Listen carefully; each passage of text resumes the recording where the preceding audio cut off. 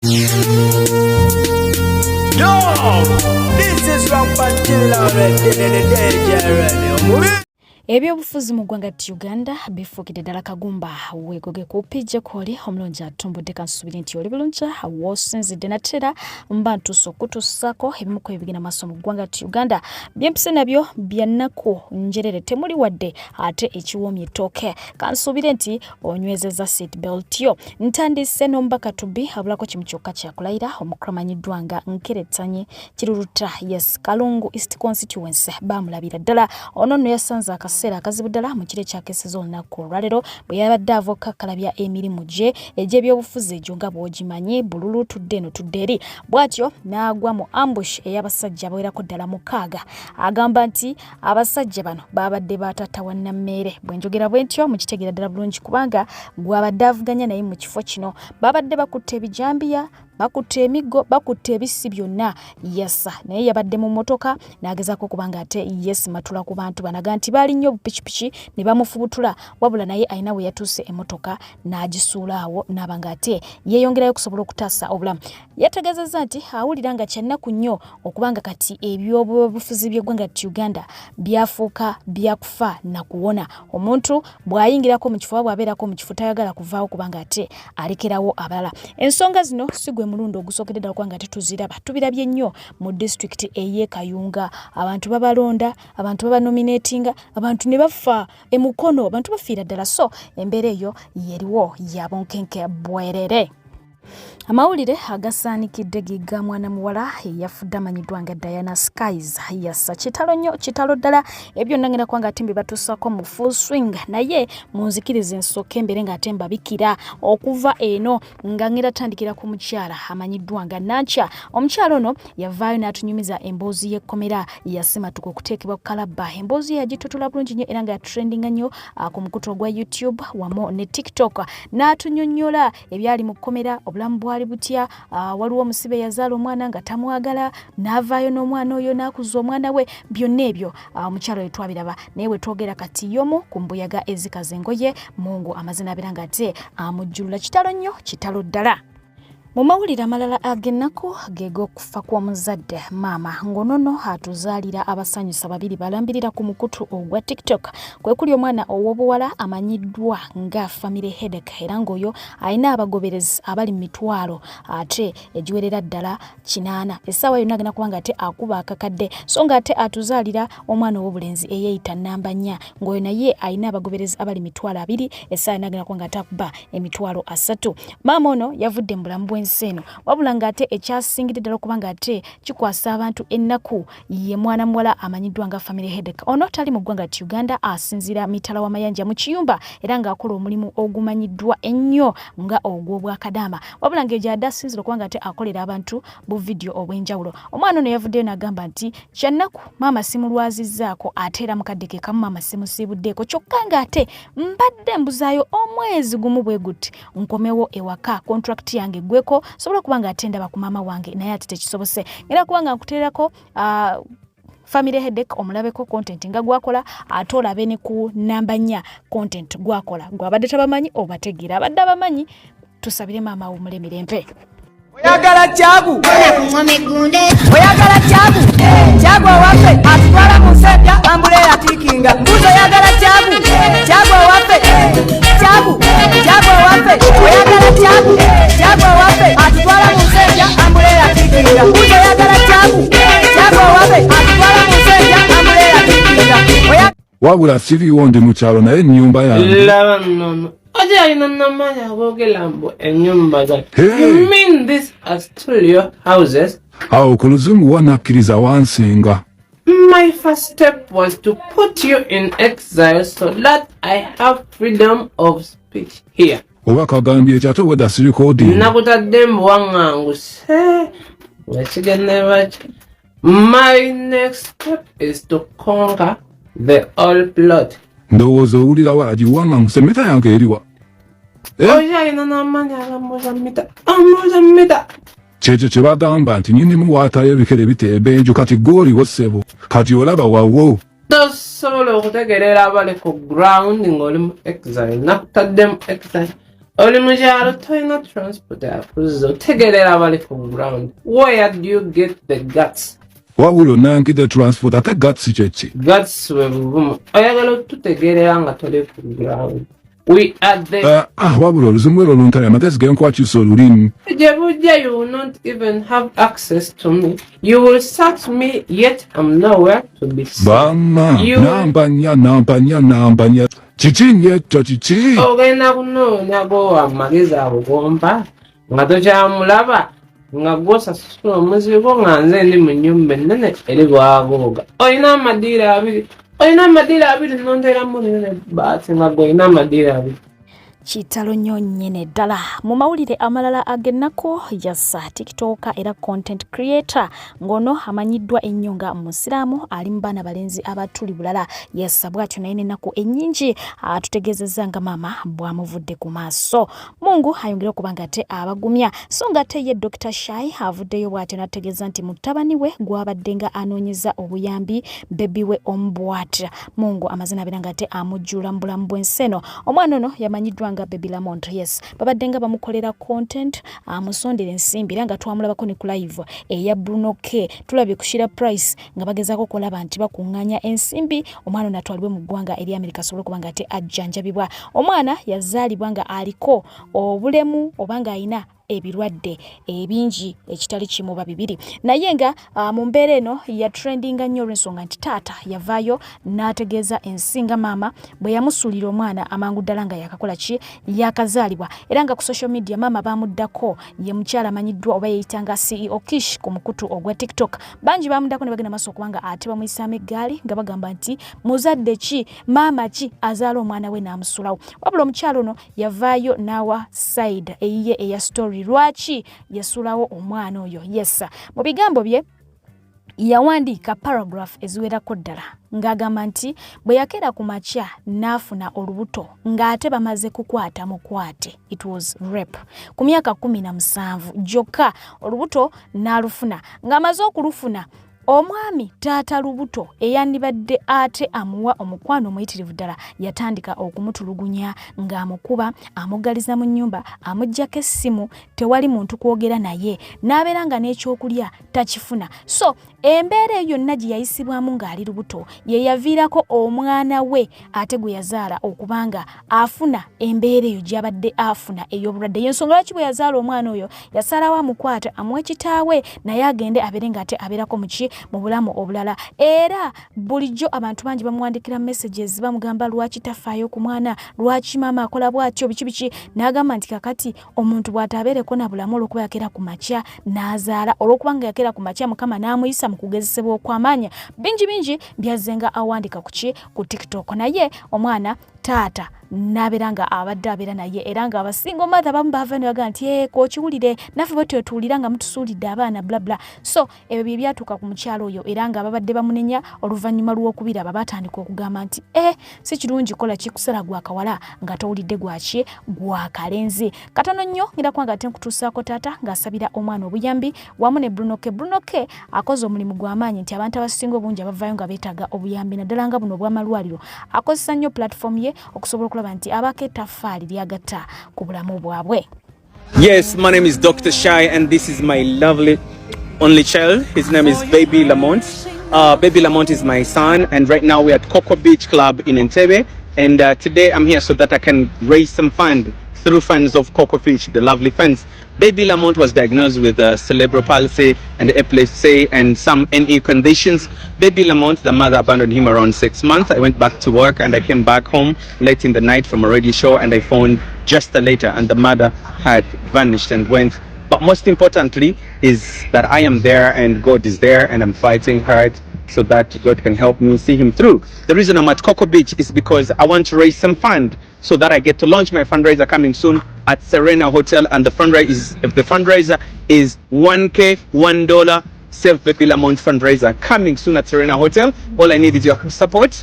If you want to send us any money, mobile money is 0700 23 08 64. Registered as Go Love Shy. Support us and we share the love and Baby Lamont can get health care so that he can be like other children. Perfection is not there. whatever comes out is what God is going to decide. But I believe with your hands, with your support, we can make it together. Baby Lamont can be better with good healthcare in the USA, but with your support, all this is possible. Kind of be part of this. Allow me to moderate the show now because I'm in the conclusion moment. So, yes, guys, I think we shall be back again with Amon and Flick sometime because Shai still needs us, Baby Lamont needs us. Today we contributed over. Flick DJ Jango tubuze ko ngati tunabagenda. Where is a message? Yeah, Flick is here. Flick, please send a Flick mulabe ko in the comment section. Flick says, Flick send me please a request here. Kuga take off Flick. Come on, Flick, I've seen you. I've seen and Flick. I'm gonna do a live with Flick. Like basically, I'm gonna do a live with Amon. Flick, I've seen you somewhere. Huh? Flick, I've seen you, my brother, somewhere. Flick, come and say something, bro. Sheila Price. Before we close. Sheila is not here, but I think she was there in the early hours when you were explaining. Yeah. Flick, please. Oh, you are Flick. Nkulabi yuko on comment section. Kitalo nnyo naye nga byonna maama yagezaako okutegeeza nti ssente z'abaddenga akola abaddenga aweereza ku taata obuyambi waddenga tabaddeewo physically nga maama abadde aweereza kubanga omwana okutuuka mu mbeera eyo byonna byava ku taata.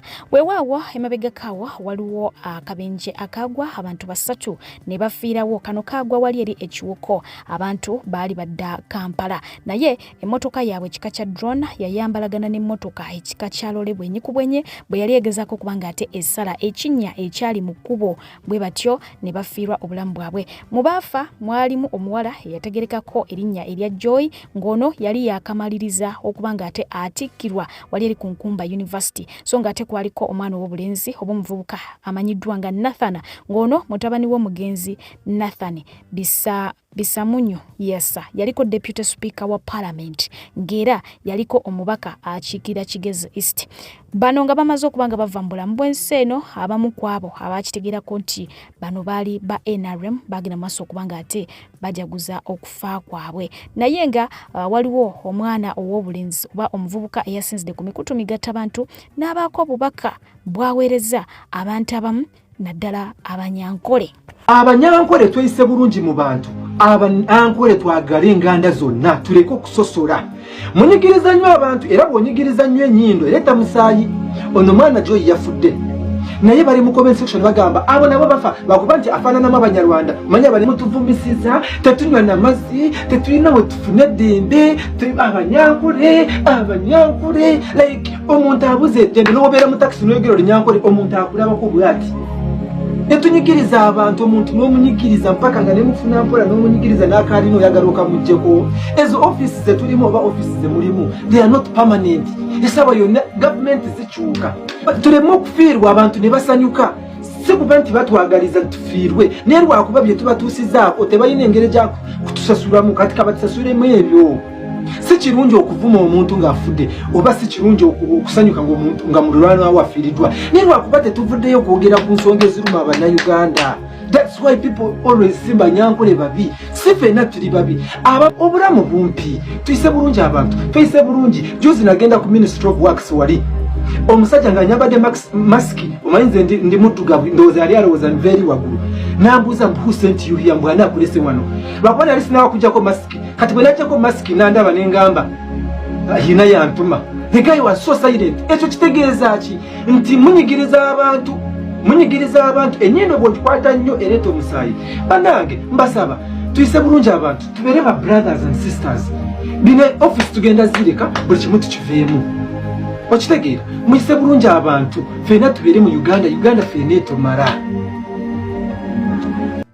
Kitalo nnyo essaawa eno amawulire agabutikidde g'okufa kwa mwana muwala amanyiddwa nga Diana Skies ag'obuzaale nga yamanyiddwa nga Namulinde Diana afiiridde ku myaka 24 era ng'ono kitegerekeseko nti mu nteekateeka z'amatikkira ezigenda okuba nga ate zikwajja wali eri ku ssettendekero wa Makerere University y'omu ku bayizi ababadde bagenda okuba nga ate batikkirwa. Mukadde kano abadde makeup artist yes naye nga enfa gye yafuddemu bangi bavuddeyo okuba nga ate boogera ebigambo bingi. Weewaawo yo poliisi evuddeyo netegeeza nti erina abasuspekiti 2 abakwatiddwa era nga bagenda kuba nga ate batandikirawo okunoonyereza okulaba ddala be basse oba babadde batumiddwa oba Okufa kw'omuwala ono kuliko ebibuuzo bingi era nga buli omu ayogera bibye naye ngenda kutandikira mu comment section. Comments nyingi ezizze zimuwandiikibwako okuva emabega even before her death. Yes. Ono yasooka n'abaako video gye yakola nga ategeeza nti ku ssente z'ayina tasobola kuziwoomerwa singa Museveni aba avudde mu ntebe era ng'alaga nti ajja kunyumirwa nnyo obulamu bwe singa muzeeyi asigalawo. Era mu kalulu kano ke tukubye mabega yakunga abantu n'abagamba nti muzeeyi oye bamwongere asobole okuba nga ate ayongera okunyumirwa kuba mu biseera nga muzeeyi afuga asobodde okuba nga ate afuna akasente. Ye ssente abadde nazo era nga zireetedde bangi okuba nga ate kati boogera bingi. Ekyo nno kimuviiriddeko okuba nga kati abantu abamu okufa kwe bakujaguzaamu bujjaguza naddala abo abaagala enkyukakyuka abamu. Yes, si bonna naye abamu. Kakati video yennyini mu comment section omwana omu yajja n'amuwandiikira n'amugamba muliddeko ekimala, we need change, we also want change for our lives. Oba okiwulidde? Eyo comment yagimuwandiikirawo mu January nga 12 bwe yali akola ki agamba nti mu gavumenti eno bafunyeemu kye bafunyeemu kakati ye tasobola kubanga ate agiwagira evewo. Waliwo omulala avuddeyo n'agamba watyanga ono omuwala ye yatadde obutambi bwa MP.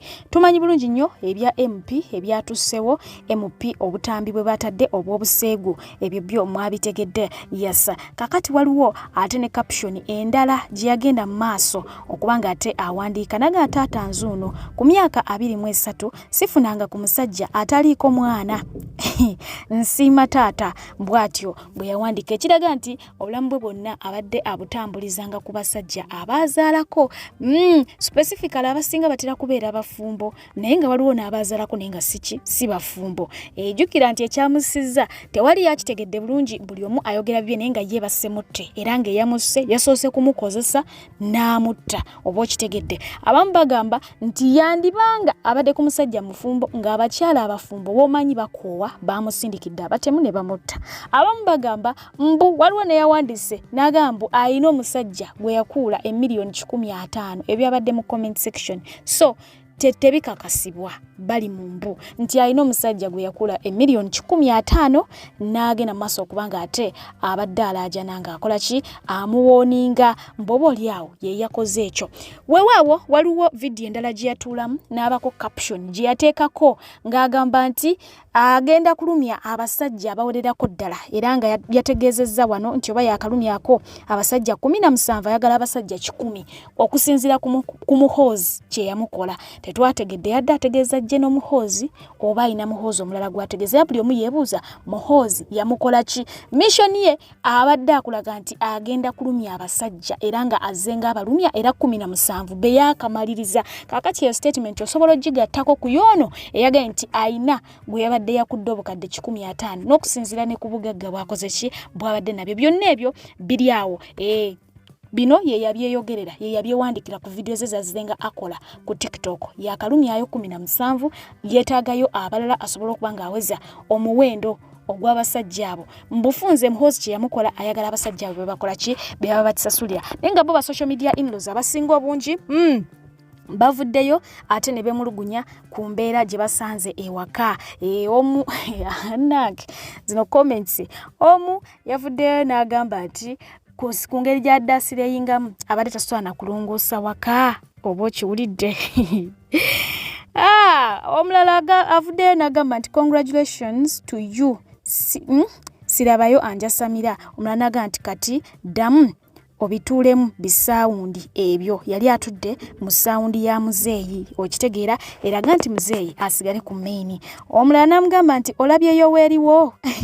Omulala n'amugamba ndowooza okitegedde nti no one is safe in Uganda. Omulala n'agamba nti abakase mwebale. So in short people abantu bayina oba bulumi oba bukyayi oba busungu, I really don't know ki ekyatuukawo. So sigenda kubanga ate mbikumalira byonna kuba tebiggwayo naye ngenda kubanga ate nkutuusako abamu abavuddeyo ne babiteeka mu bigambo. Waliwo abalaga nti balumiddwa, ngenda bakutuusako. Waliwo abali mu lumbe essaawa eno abali mu kungubaga wali ekyebando. Waliwo ate abavuddeyo ne balaga nti bo kimutuuseko akigwanidde nabo ngenda bakutuusaako oluvannyuma nja kuwunzika ne Rama nga abizinze byonna wamu n'agenda mu maaso okuba nga ate abayisaamu eggaali abalaga nti nno mugamba nti ono obugagga bw'abadde alina tebubadde bwa ddala abadde abujja mu makubo agatali matuufu. Bulambalamba wano ngenda okuba nga ate mbasibulira mbadde bijje ngenda sabamu nga atakuumira mpeera asigale ng'ate abankuumidde mubeere bulungi fonnawa mweraba.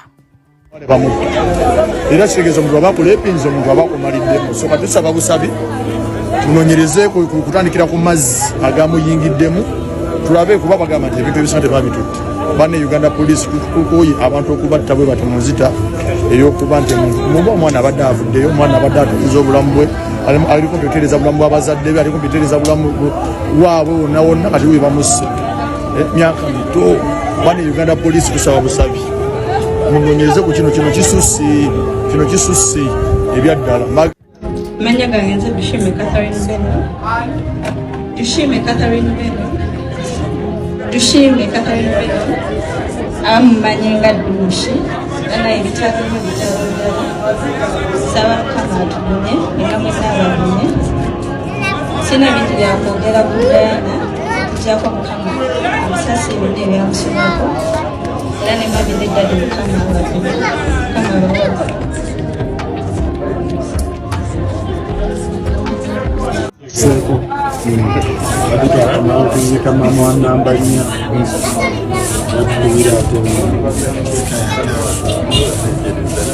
waka kama kukutia sikai kitabu kumenda kama kukutia group member watu tababoiwa fudde tukugamba status omuntu agamba mwana ndikamesonwa mukawala bebyo kati amawulire agantuuseeko kiraga nti abali ku ssiini Diana waafiiridde nti tebaatutte essimu ye tebalina kye baatutte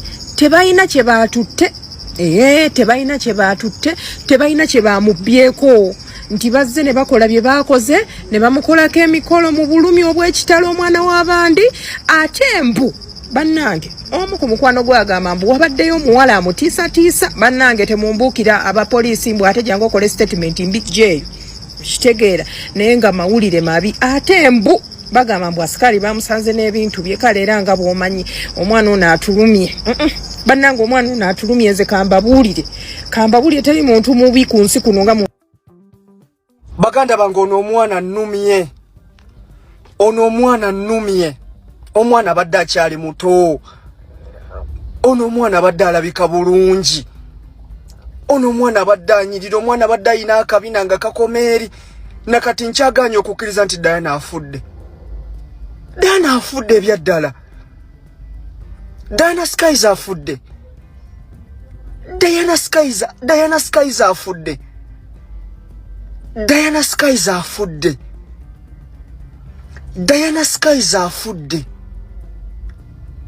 Lord, why?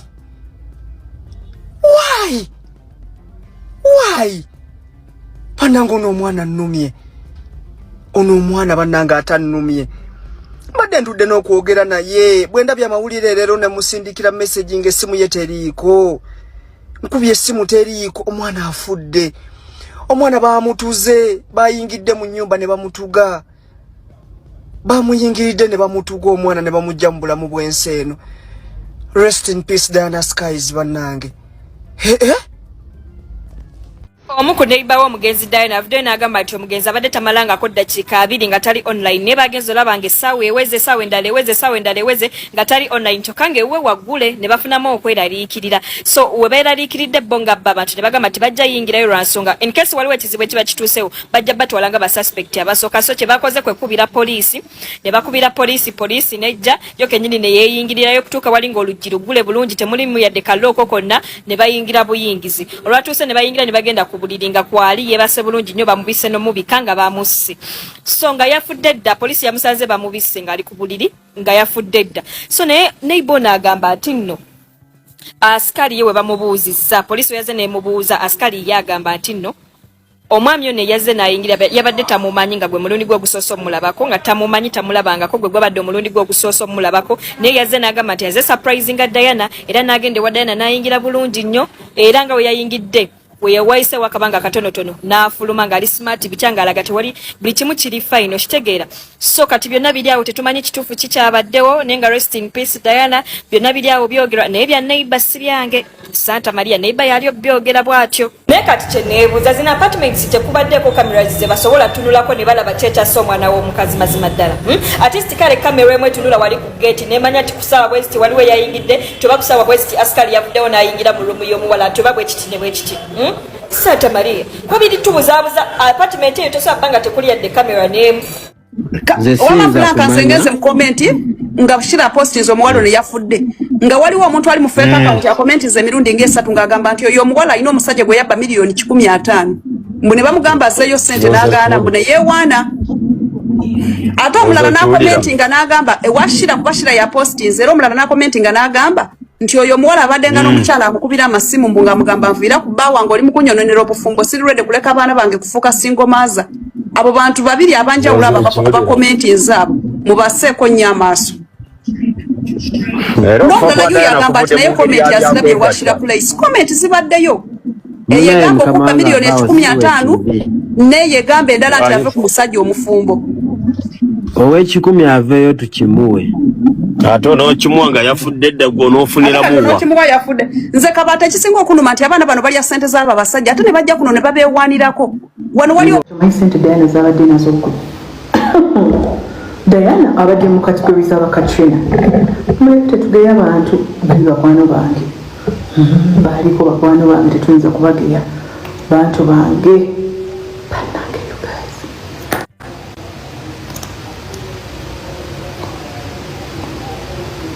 Sophie twakamala okumuziika kati Diana we yagenze.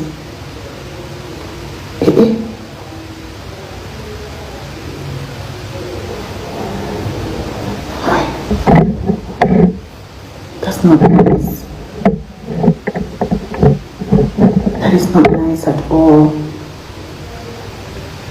We need to be very careful when it was Sabiniko.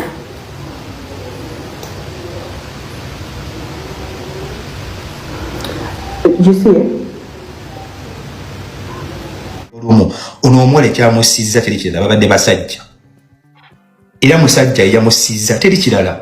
Si businessman mbobadda oba businesswoman adda asuubula bintu nti kyamusiza nti bagagga banne bekozeemu olukwe ne bamutta naye lwaki basajja ate kambabula ekintu kimu abasajja abava mulaba nti bakolima nate omusajja omugagga ye asobola okera ku makya n'agamba naafuna abasajja be ne babeera bataano nabagamba omwana mumunzitire neraba omwana omulungi mutongo ono mwaba nabo bola bannange kanti bagambe temugwamu maanyi togwamu maanyi totekawo omubiri gwo golozeta omubiri gwo ogenda kufunisa ebirungi eno bode teyina makulu muyiga okukola basisa baffe muyiga okukola naye buli olibeerawo ng'odipendingira ku basajja mwaba abasajja obalaba mubamu gwogenda okukuula nga muzibu esooka mu byonna katola abasajja balina kuzino baloga abasajja bayize okuloga baloga agamba sente zange aziridde ng'agenda ng'akuloga ng'akusiranya obulamu bwo bwonna ng'obulwa ezzadde anagamba inviters njagala omuntu ng'olina sitole entuufu kono omwana ngo manyi obadde abeera onsigira ekifaananyi ekirungi obadde abeera sagala kujja no ng'oyogera bwogezi gundi invitation nga nnyingi kati mwena nteekeko baani nga muli bangi Bayola tukitegeko Bayola tulabe Bayola olabika okuba nga naawe olisire ekikula amangu kifa mangu ffenna tumanyi ekyasse Diana Skies. Diana Skies bebasire abe Kampala era nga alivinga mu apartment y'ekyanja talina mulimo guli wathe byogamba nti byabadde akola katugeze ng'okulinnya ennyonyi okupangisa apartment ekyanja ng'eri wathe 1.5 millions okukwata iPhone eziri latest wamu n'okuvuga emmotoka empya abadde abuukinga air ticket ezigenda mu nsi ez'enjawulo naye nga tene ku TikTok page ye takuba bulango. Mu ndowooza yange abasse Diana Skies tebabadde babbi lwaki teri kye bamututteko yadde n'ekintu n'ekimu ishuwa nti ababadde bamubanja byatannasasula be bamugje okumurepinga ne batamujjako kintu n'ekimu kikusigira ekifaananyi nti tebazze kukima bintu bazze kwesasuza ku bbanja oba kusasula bye babadde bagala oyisa nkutuukira ku ntono soko girekinge kigambibwa nti ensawo yasangiddwa n'asikaali akuma ku geeti ye ku apartment ye y'ekyanja ekyo kyokka kiraga nti yali ebitagatta nkuleetera paati 2 soko girekinge ofollowing muso omuntu w'abantu baadi yanze mbabuulire ono omuwala gwe bayita Sky Diana eyafudde nze ekyamazima tannumye oba mufa mufe kubanga mubeera wano ne akawunti byammwe muddawo okumwemoolerawo okukwanirawo basajja ate ne kashira price saawa yonna bakatuwumbula nahulidde waliwo akagamba awo nti munnange esaawa yonna kandi bandikalesaako omwana waako bannange nze ono omuwala taanumyemu wadde oba bifa mufe bikazi mmwe kubanga mulina akawunti siwano temusobola kuvayo ne mulwanira nsi yammwe mufiira mu bintu ebyekisiru kati bulira bagenze kutugumbula olw'okuba wabba omusajja oba mufa mufe mbwa mmwe nze ekyekiwala kale tekiinumyemu wadde yadde ffenna tugenda kufa naye muganda wange nze oyo omuwala tannumye ate mukyafa nnyo njagala buli awagira eno gavumenti eriko afe bw'atyo mu ngeri y'ono omuwala gye yafuddemu kambuza naye tudde mu mazima omuntu okwata latest iPhone osola mu apartment ovuga mmotoka ya kabi ino olinga mulakizira itova ku nyonyi obera okolawa banaye tunazi business nene obukadde 10 neno kya milioni 10 obera business egudde naye mmwe abana mulakizira 24/7 mukolawa mulowooza namwe ndino bute bakola ndowooza olabye ekikula mangu kifa mangu mukirize mugane katonda ye asasude ebbanja lye aliriza obulamu bwalivinze kati asasude ebbanja twakyaboyere mu nsi eno tebakulimba nti obulamu buli straight bwe buti baba balimba banene bwewala abaloosa bakadama nti nobo tebakola no way onuno abekyakulabirako ono kiraga nti this is a shop nyina ino omulimu gwakola alina kitaawe asobola okuba nga alinayo ne boyfriend we olaba mmwe bannagamwe baba wakati ate ono omwana abadde anyirira bw'ati olowooza lwaki tebaamuwe bannange mukomye emitima emibi mbu yabyye miliyoni 15 era ne bamutta mbu abadde akola bw'amalaaya abadde akola bw'ati bannange tukkirize obwavu we buba bukuluma sirika abaavu ebintu ebimu muleme kubikomentingako kuba obwavu bugenda kukukozesa ensobi mujja kuswala ono omwana obulamu bwabaddemu bwakubanga akyakala mulye ku ssente zammwe kati tafudde era naye wojja okufa ng'oli mwavu naye tugambe nti ekibadde kikwavuwaza bwa malaaya mwe mutya ebifo banne Uganda temutya bifo nze okugenda ku KFC n'engula enkoko ya mitwalo 20,000 kinfuula malaaya obanza okusulako mu hoteli ey'ebbeeyi olw'okuba ndi mwana muto kinfuula malaaya